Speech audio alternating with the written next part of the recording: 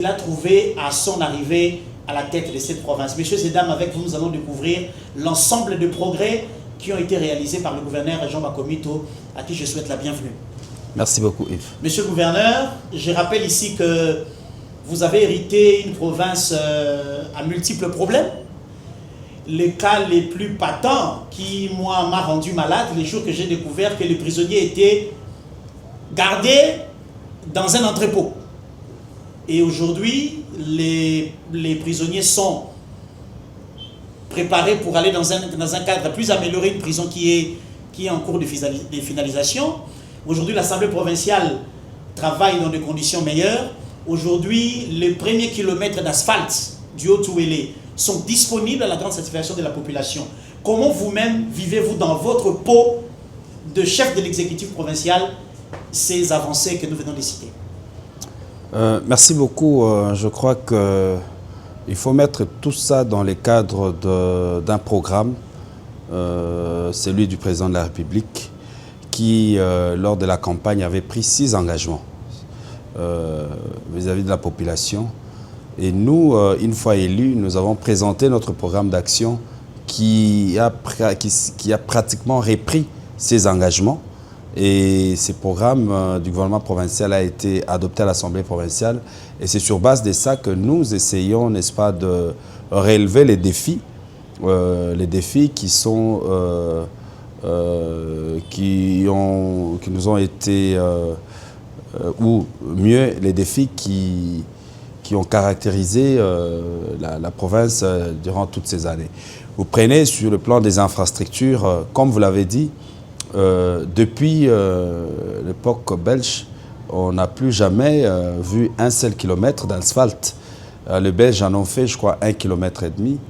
Et grâce aux instructions que nous avons reçues du président de la République, la province s'est lancée dans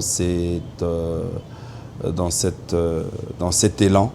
Et aujourd'hui, nous sommes contents de voir que nous sommes déjà à plus de 3 km d'asphalte sur les 10 qui sont en train d'être faits par la province, grâce au financement propre de la province. Et nous disons encore merci au président de la République qui nous a ajouté 33 km. Je crois que les travaux d'assainissement ont également débuté. Et donc la ville d'Issiro pourra, n'est-ce pas, dans les jours à venir, dans le mois à venir, avoir plus ou moins 43 km d'asphalte. Ce qui est une bonne chose parce qu'il faut le dire, Yves, ces choses arrivent au moment où on nous fait la guerre.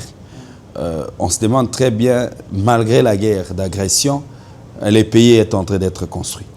Et je suis content que ça ne se fait pas simplement dans le Haut-Touélé. Dans la Chopo, ça bouge, vous l'avez vu.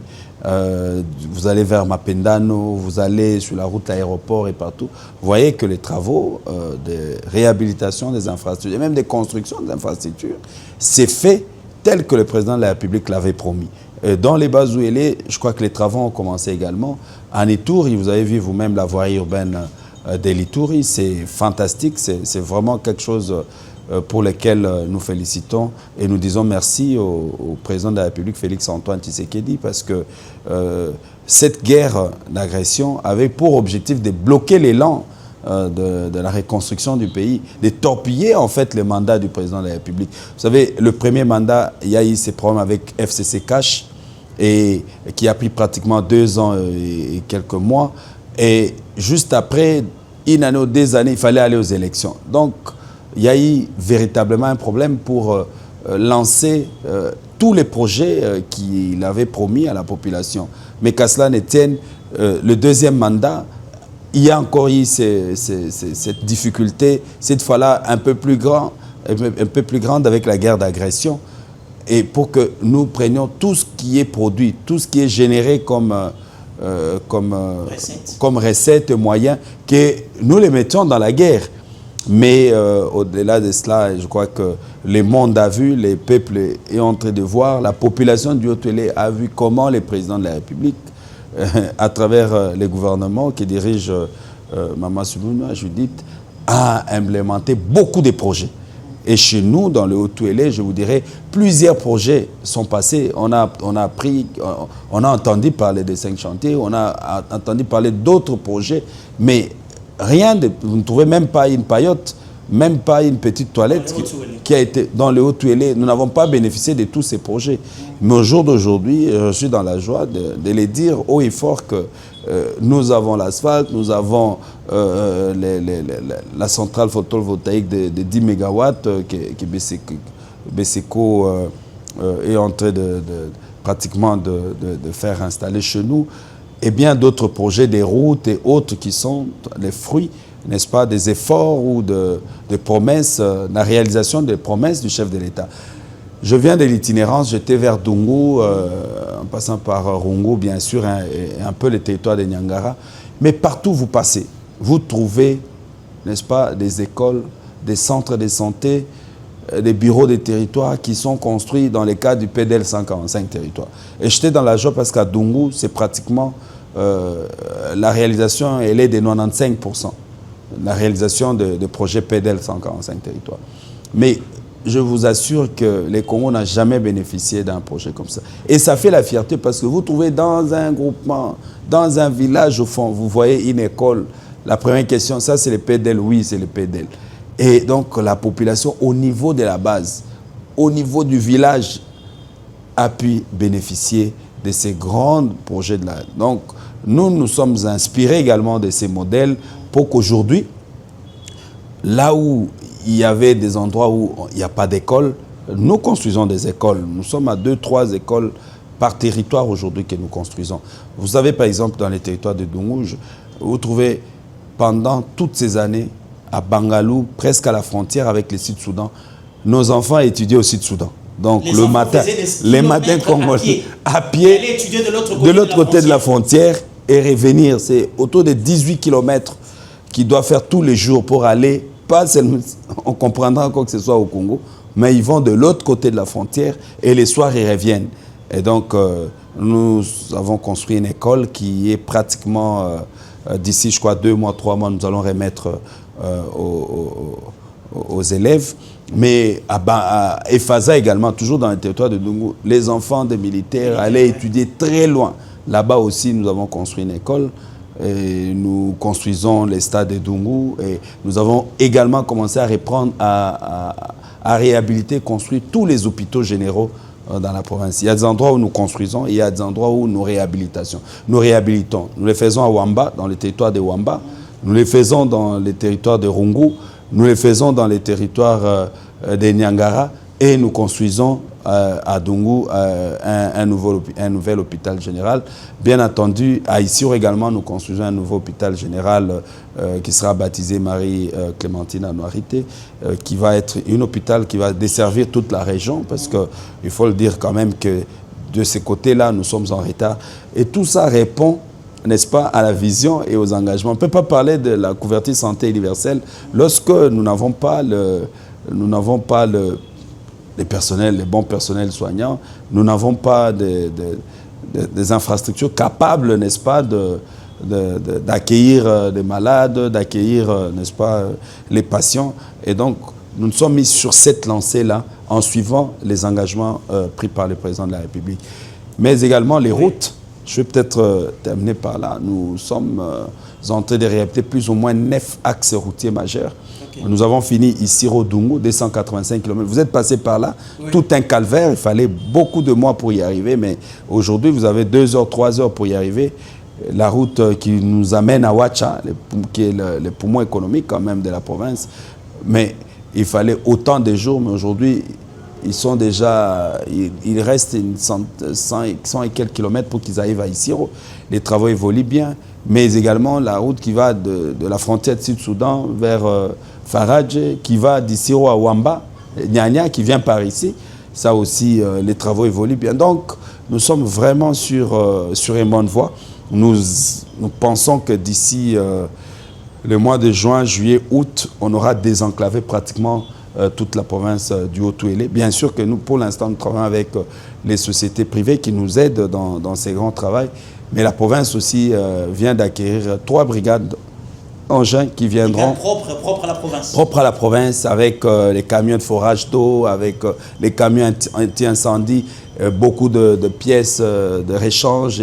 Et donc, je crois que d'ici la fin mars, tout ça va arriver et ça va beaucoup nous aider pour la maintenance de nos routes, mais également les routes des dessertes agricoles, parce qu'il ne faut pas oublier que maintenant, nous nous sommes concentrés un peu plus sur les routes nationales et provinciales, mais pour que nous arrivions à matérialiser la vision du chef de l'État sur relatif à la revanche du sol sur le sous-sol, nous avons commencé comme ça, nous sommes à plus ou moins 400 hectares de champs pilotes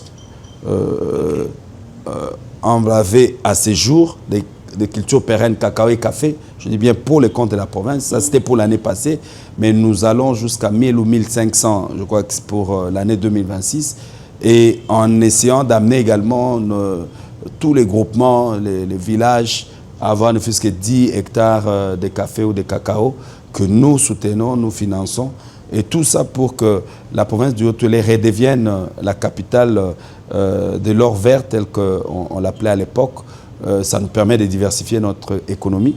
Donc, il nous faut des routes et des dessertes agricoles pour évacuer la production à la source et permettre également que ce que nous allons produire demain puisse être évacué. Donc, nous estimons que avec le président Félix, il y a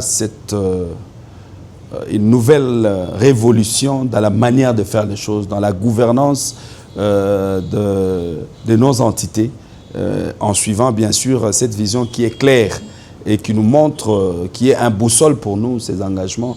Nous sommes constitués un boussole pour nous pour que nous puissions relever les défis majeurs. Très bien, monsieur le gouverneur, je vous ai laissé vous exprimer à cœur ouvert pour vous poser la question suivante. C'est celle-ci. À la lumière de tout ce qui est fait, pourquoi jusqu'à ces jours, l'on doute de la loyauté, je parle de la Grande Orientale en général. Qui représente pour vous le mot loyauté en politique?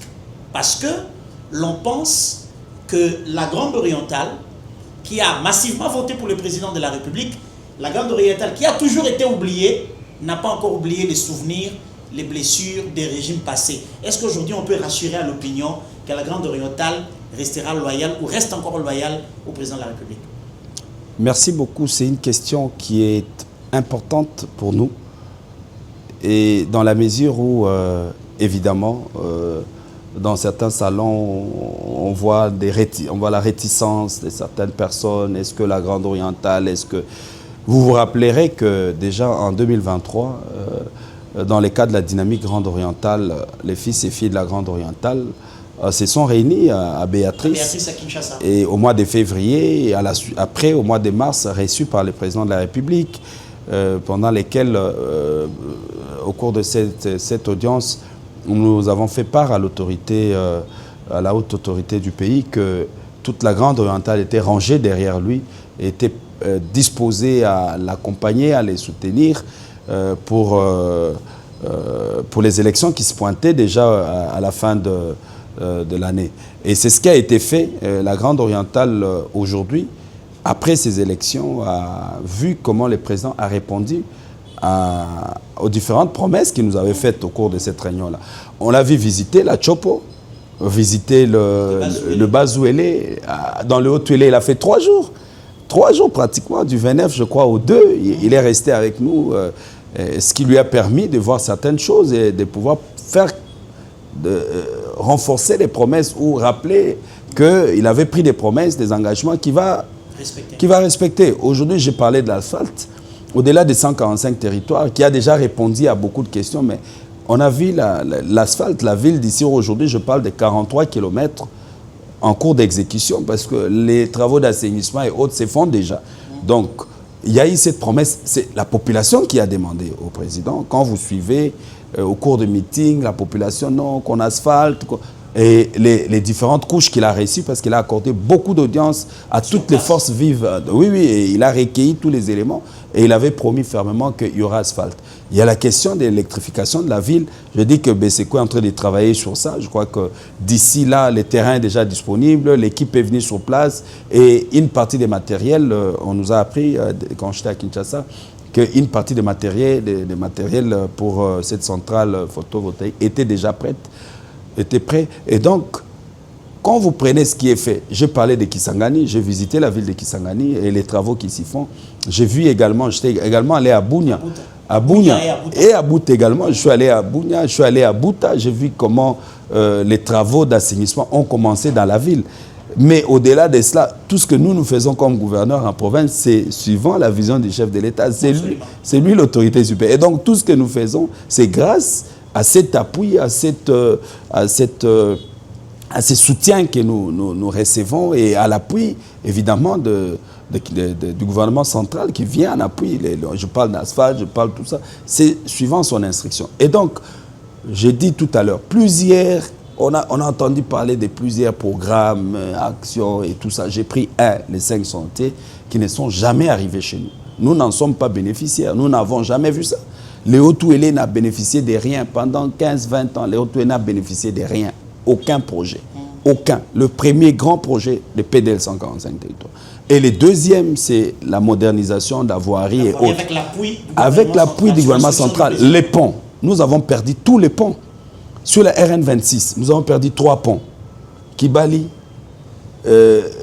Bomokandi et pratiquement Kidi. Sur la RN25, le pont Embo. Sur la RN26 encore, RP420, vous avez les ponts Zoro. Nous avons perdu tous les ponts. Le Haut-Tuélé était enclavé pendant 2-3 ans. Nous étions enclavés. Mais grâce au président de la République, nous avons ouvert le pont Bomokandi. Nous avons rouvert le pont Bomokandi le 30 décembre dernièrement, de 85 mètres à peu près. Le pont Kidi, nous l'avons remis, nous avons réouvert. Et à mon retour ici, je suis rentré, on ouvre le pont Embo. Et les matériels pour le pont Nava et le pont Zoro sont déjà disponibles. Et même une partie arrivée ici et l'autre déjà au niveau des Embo vers 51. Donc, avec le président Félix, nous réhabilitons l'ensemble de tous les ponts pratiquement. Donc, quand vous prenez la somme de tout ce qui est fait aujourd'hui, on n'a pas raison de dire que nous ne devons pas être ou frustrés ou quoi, parce que on est frustré quand on est oublié. Mais nous, on n'est pas oublié. Vous avez au niveau du gouvernement. À l'époque, nous n'avions qu'un vice-ministre, un ministre ou un pour la Grande Orientale tout entière. Mais aujourd'hui, regardez très bien, nous avons le ministère des Mines, qui est un méga ministère quand même, avec tout ce qui se passe aujourd'hui, avec les accords stratégiques et les combats au niveau, je dis, cette petite guéguerre, permettez-moi de le dire, autour des minéraux critiques, des terres rares et tout ça. La RDC, grâce au président de la République, devient un pays stratégique.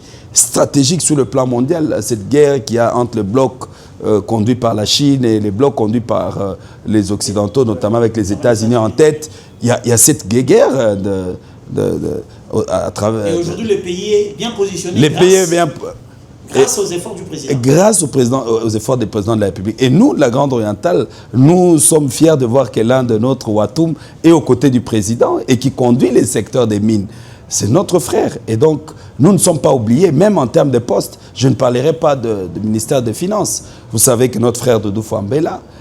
Notre frère est là et nous sommes contents du travail qu'il fait. Et je crois que c'est aussi une occasion pour nous d'apporter encore, nous apportons notre soutien à tous nos frères à l'issue. Vous trouvez la ministre qui est là, le professeur, c'est une digne fils de la Grande Orientale. Le ministère de genre, oui, le ministère de genre qui est également un ministère stratégique, genre, famille, enfant. Vous savez que le président accorde beaucoup d'importance à la question genre, à la question famille. Les affaires humanitaires. Maman Bazaïba, avec Maman Bazaïba, permettez-moi, honorable Bazaïba, qui est notre sœur, notre maman ici. Et donc, quand vous prenez la somme de tous ces ministères, je ne vois pas pourquoi nous devons être frustrés. Le président a pensé à nous. On ne nous a jamais donné des ministères comme ça. Généralement, on choisit tout ça là où il n'y a pas d'enjeu. Mais là, nous sommes au cœur des enjeux. Dans les gouvernements, nous n'avons pas de... Non, il n'y a pas de ministère qui soit moins que l'autre, mais il y a des ministères stratégiques. Je parlais des mines aujourd'hui avec les enjeux mondiaux.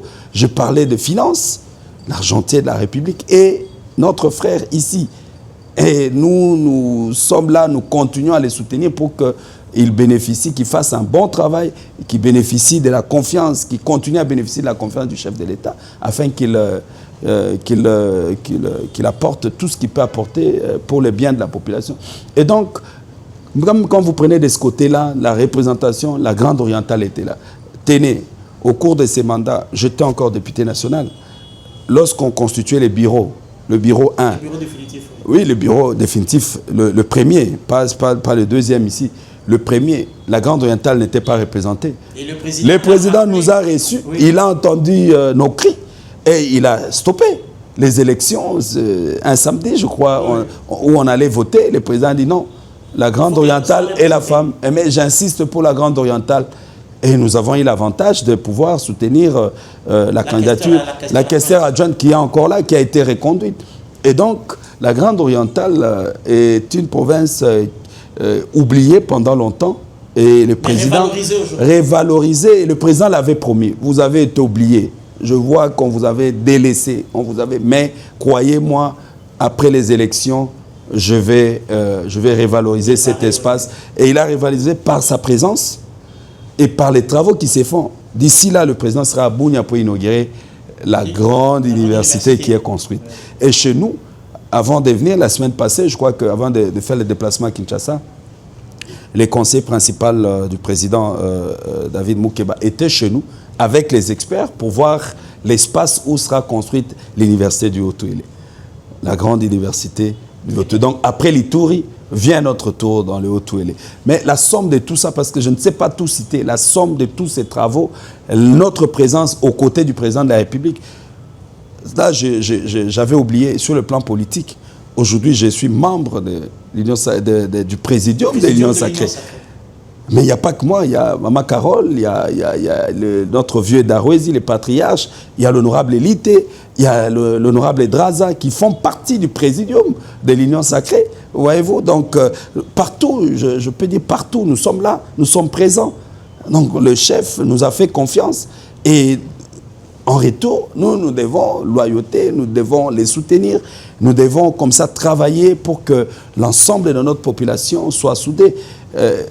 Bien entendu, si je ne parlais pas de ce qui a été fait chez moi dans le Haut-Touélé, 450 chefs coutumiers reconnus par arrêté. Par arrêté ministériel. Par arrêté, reconnus. Ils ont travaillé comme ça, personne ne les a jamais reconnus. Et parmi eux, il y a le papa de Corneille Nangaa. Mais le président était un démocrate. Hein. Le président est un démocrate. C'est quelqu'un de bien.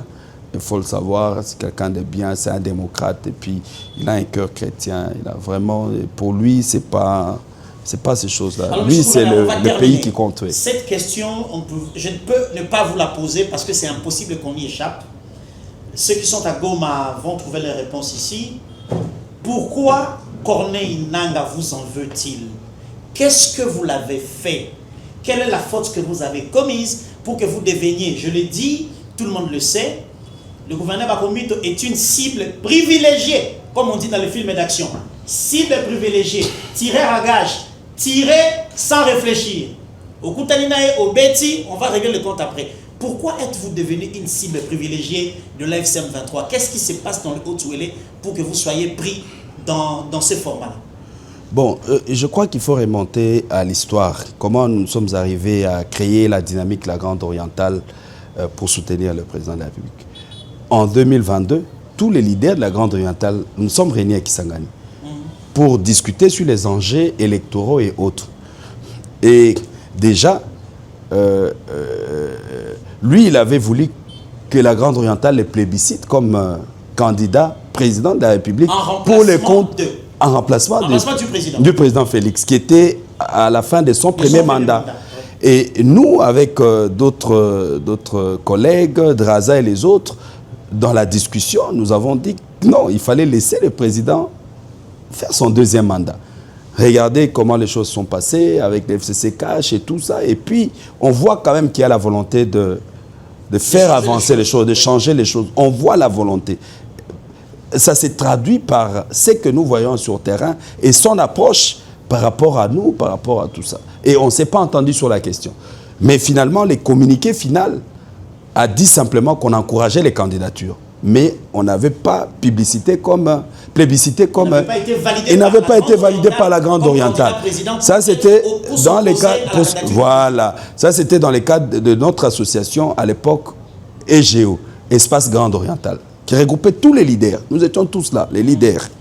C'est comme ça que quand nous sommes rentrés à Kinshasa, j'ai dit contacter les autres amis, les autres collègues de la Grande Orientale, le frère, vous avez Lité, vous avez Sami Adoubango, Mama Carole, et beaucoup d'autres, Aïd Ambit, et beaucoup d'autres qu'on a pu contacter pour créer la dynamique de la Grande Orientale, qui s'est réunie à Béatrice et qui a porté la candidature du président. Porté la candidature du président. La caution. Voilà. Donc, à dire vrai, j'étais à la base de la création de cette dynamique qui a contrecarrer les projets directs de Corneille en ce qui concerne sa candidature comme président de la République. Ouais. Du moment où la Grande Orientale n'avait pas accepté à porter sa candidature, il n'avait plus 1 mètre, 2 mètres à faire. Donc il a dit pratiquement abandonner ses projets. Mais alors, au niveau de la province, moi je suis resté pratiquement dans l'opposition toutes les 5 années passées. J'étais sénateur, mais j'étais dans l'opposition. Je n'étais pas d'accord de la manière dont son frère gérait directement la province. On ne peut pas avoir une province comme ça, 0 école, 0 hôpital, 0 en 5 ans, 0 route. Bon, il y avait une seule route qui menait vers ces champs miniers ou ces terres de mines, parce qu'il était trop intéressé par les mines. Il n'y avait que cette route-là, Bolé-Bolé, qu'il avait quand même réhabilitée. Mais les autres routes, vous êtes à Ouacha, vous êtes des territoires oubliés comme le territoire de Faradje, les territoires de Dungu, complètement oubliés 5 ans. Aucun projet, aucune route, aucun... Et tout ça, je n'étais pas d'accord avec cette manière de faire les choses. Ce qui fait que nous sommes lancés avec certains de nos alliés, comme André Lité, nous sommes lancés sur la voie du changement. Mais tout en étant rangés derrière le président de la République. Et nous avons pu obtenir ça, les élections, le peuple nous a fait confiance, nous avons eu assez de députés, ce qui a fait que nous puissions changer les cours de l'histoire dans la province. Et aujourd'hui, nous sommes à la commande, vous voyez comment les choses se passent, et ça ne peut que déranger. Ça ne peut que déranger, ça ne peut que tout ça. Et en fait, notre soutien au président de la République, jusqu'aujourd'hui, ne peut que déranger, parce que la Grande Orientale, en tout cas, nous ne sommes pas prêts à changer notre position. Nous assumons, nous restons soudés, déterminés derrière le président de la République. Ça, c'est clair. En dépit de la volonté de certains acteurs à torpiller, à vouloir diviser les fils et filles de la Grande Orientale, mais nous disons que c'est le coup d'épée dans l'eau. Nous sommes derrière le président de la République et nous n'avons pas à nous expliquer chez eux. Le président, nous le disons, nous sommes rangés, nous sommes déterminés et nous sommes unis derrière lui. Et donc, n'en déplaise à ceux qui ont des ambitions, ceux qui ont des idées derrière la tête, nous ne sommes pas là-bas. Notre chemin est bien tracé avec le président Félix. Nous voulons accomplir ce que nous faisons. Nous savons que les autres font tout pour empêcher que le président ne construise des pays, que le président fasse quelque chose dans la Grande Orientale, que le président concrétise ses promesses. Mais je l'ai dit ici, j'ai cité, mais ils sont perdus. Rien qu'avec le projet qui sont en train d'être instrumentalisés, ils sont perdus. Ils n'arrivent pas à comprendre que malgré la guerre qu'ils nous ont imposée, l'asphalte, ils n'arrivent pas à comprendre que l'agriculture est née, ils n'arrivent pas à comprendre que les universités sont en train d'être construites, ils n'arrivent pas à construire que les stades sont en train d'être... Donc, ils sont perdus pratiquement. Et ça, ils pensent qu'il faut toucher à quelques acteurs, clés de la Grande Orientale, Makomito. Une fois affaiblis, ils sont sûrs que bon, ils vont atteindre leur projet. Il faut toucher à Guito, il faut toucher à Guito, il faut toucher Bakomito, il faut toucher, je ne sais pas. Donc, c'est vraiment un plan de vouloir déconstruire ce qui a été normalement construit avec le président Félix pour que nous puissions donner à la Grande Orientale la place qu'elle mérite. Parce que c'est quand même un grand espace, mais oublié, même en termes de postes, en termes de projets de construction, en termes de grands programmes du gouvernement, oublié pendant des années. Et voilà que le président vient, il nous redonne notre place. Et bon, et voilà. Donc, avec ça, personne ne va jamais, en tout cas pas ces gens-là, ils ne vont jamais nous porter. Ils ne vont jamais nous porter à cœur. Nous serons toujours des cibles politique à battre, parce qu'il y a aussi, il y a aussi, il faut le dire, les combats de leadership. Aussi les combats de leadership. Vous savez, déjà dans l'espace, il y a des leaders. Et quand on voit la montée et tout ça, la confiance que nous bénéficions aux côtés du chef, on nous voit à l'Union Sacrée, à Présidium, on nous voit, ça ne peut que déranger. Il y a ces combats de leadership qui a politique qui s'installent également et pour lesquels il faut anéantir ceux qui osent sortir un peu la tête. Et c'est ça le problème. Yves, moi je dois te dire, c'est une grâce, je ne peux pas m'enorgueillir pour ça. Le président de la République, lorsqu'il nous a réussi à l'Union africaine, la Grande Orientale, il nous avait dit, allez, organisez-vous, allez, on va aux élections, et il faut avoir des députés, il faut aller vous battre. Et on s'est battu. Moi, je suis à la tête d'un parti politique, ARDC, Action pour les Renouveaux et le bas du Congo.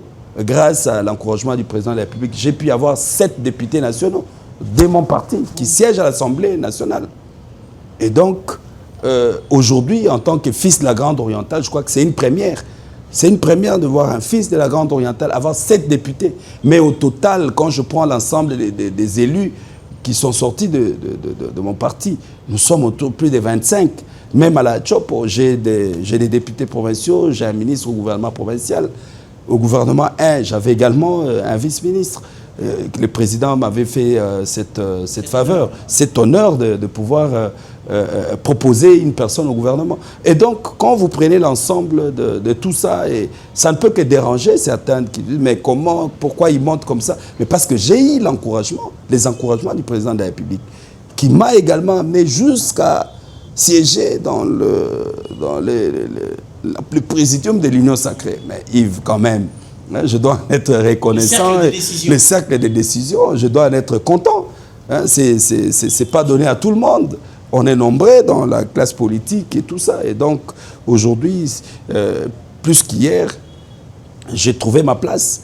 Et donc, je fonce, je suis derrière le président, avec mes frères et sœurs de la Grande Orientale, qui ont pratiquement cette même morale. Et nous sommes déterminés à accompagner le président de la République. Et chez nous, nous disons très bien, des affiches partout, tu circules dans le Haut-Touélé, nous disons, attention, Fachi Azanan. Il faut bien comprendre les messages. Il faut lire entre les lignes. Nous les disons, nous n'avons pas peur. Vous entrez, vous êtes passé par là, dans la salle des réunions, partout, vous voyez les t-shirts, tout ça, on dit Fachi Azanan. Il faut bien qu'ils comprennent les messages qui viennent déjà de la Grande Orientale, qui est un message fort. Fachi Azanan. Donc, ceux qui pensaient que ça va, on va tout ça, ils doivent déchanter, ils doivent oublier. Ils doivent complètement oublier parce que Fachi Azanan. Et il nous faut rester résilients et résistants. Je pense que d'abord, je réitère mes vœux le meilleur. Je sais qu'on entre déjà au mois de février, mais mes vœux le meilleur à toute la population du Haut-Touélé, mes frères et sœurs, et même de la Grande Orientale. J'en profite surtout pour condamner avec la dernière énergie les attaques de l'aéroport de Bamboka, qui est un aéroport d'abord civil. Cette attaque barbare, ignoble, avec drone kamikaze pour, n'est-ce pas, s'aimer la désolation et la mort à Kisangani, je la condamne avec la dernière énergie. La ville de Kisangani avait déjà connu des affres de la guerre. Vous vous rappelez de la guerre des 6 jours. Et cette population, nos frères et sœurs de la Tchopo et plus particulièrement de la ville de Kisangani, a beaucoup souffert. Et jusqu'aujourd'hui, les stigmates de cette aventure meurtrière n'est pas encore dans les mentales de la population de la ville de Kisangani. Et vouloir refaire cette aventure, en tout cas, nous disons non. C'est comme ça que nous nous organisons, nous nous mobilisons pour que le peuple reste vigilant. Mais la bonne réponse à cette aventure, c'est de nous unir derrière le chef de l'État. Nous devons nous unir derrière le chef de l'État. Nous devons parler le même langage. Nous devons le soutenir. Nous devons montrer à ces gens-là que nous sommes unis derrière le chef. Nous sommes debout, mobilisés et nous sommes vigilants. C'est ça la première bonne réponse qu'on peut donner.